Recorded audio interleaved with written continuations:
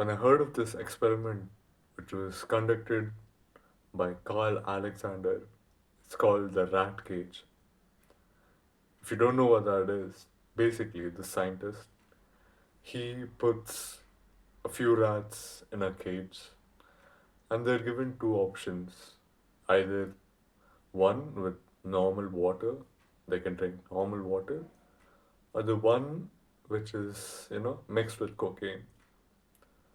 So this scientist observed them for a few days, and the results were quite shocking. The rats chose cocaine water every single day until they died. Think about it. They chose something that could kill them every single day until they died, even though they had an option of clear water. So when this results got published, people obviously told, I mean, they're stuck in a cage, they have nothing else to do. Obviously, they're going to choose the water with drugs.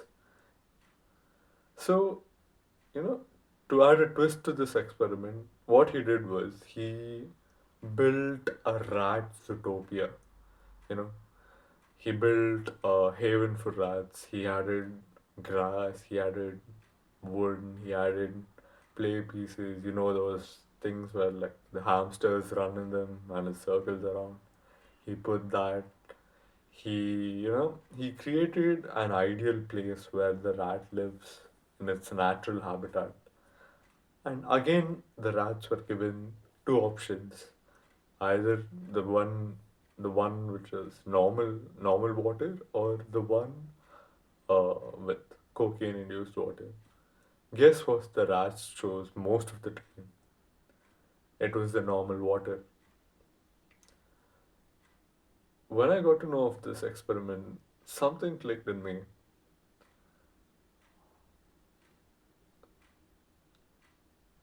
There's not much difference between rats and me and you.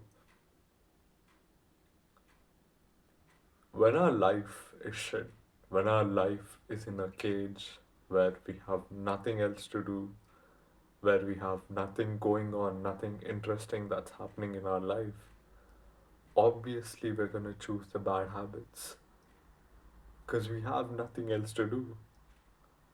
It might be those bad habits might be the only source of our pleasure.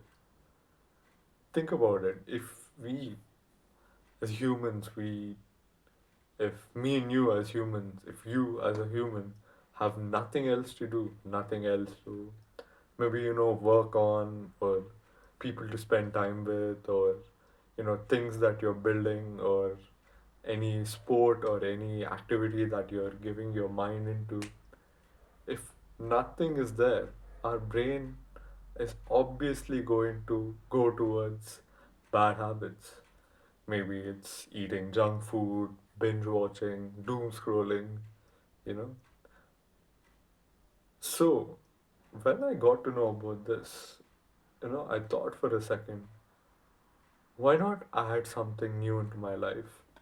You know, maybe it for you it might be starting a new sport, or focusing something in your studies, or like creating a new project, or you know something to work on yourself. Maybe it is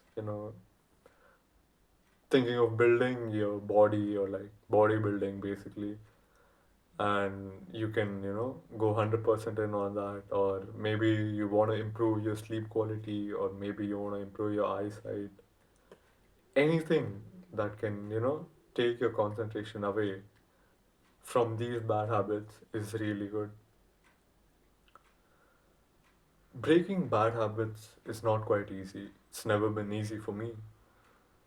you know I personally struggled with binge watching content, or like eating junk food to the next level, or doom scrolling for hours.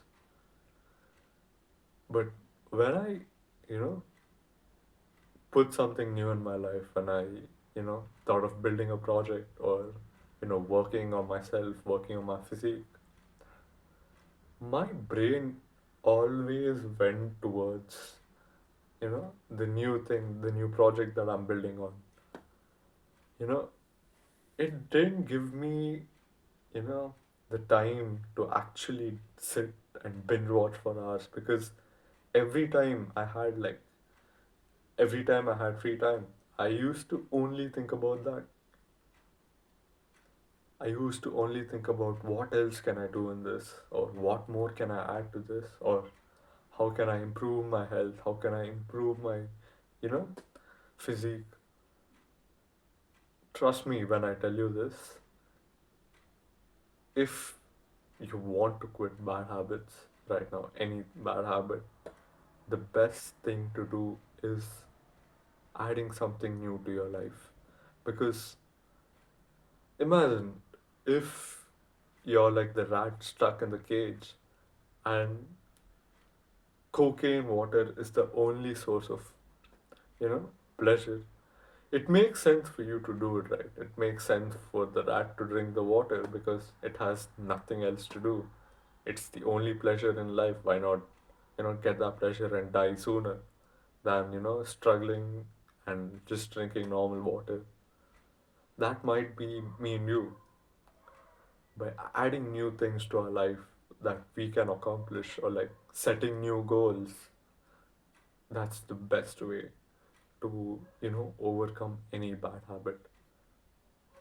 Example, you know, every time there was, you know, I had some free time, I used to always doom scroll on my phone, or, you know, just binge watch some Prime Video series, you know, which is like pretty stupid when you think about it. So once I got to know about this experiment, and once I got to know that, you know, putting something new in your life really helps you quit old stuff, I thought about it and I started a new project, you know, and I started a new goal of focusing on my physique and improving it. So every free second that I get in my day, dedicated to this one goal, and it really changes, you know, how you approach your day and how you really spend your time, because your brain is always thinking about the goal that you have set for your life. Yeah, maybe once or twice, yeah, you will revert back to the old, you know, habits, but your brain is gonna be rewired in such a way that it brings you back into the same path. Trust me when I say this, the best way to quit a bad habit is to start a new good habit. You'll trust me when I tell you this. I've tried months, just, you know, the only thing on my head was to quit this bad habit. But when you think about it, the whole day you're thinking about the bad habit. You're thinking about not doing it, but you're still thinking about the bad habit. So eventually you're going to do it anyway. But when you think about a new habit that you're going to do, a new goal that you have set for yourself, you're gonna keep thinking about that goal, and you know, the thought of doing that bad habit is gonna come lesser and lesser by time. So get yourself a new goal in life, get yourself a new habit that you want to improve in, and make that your priority.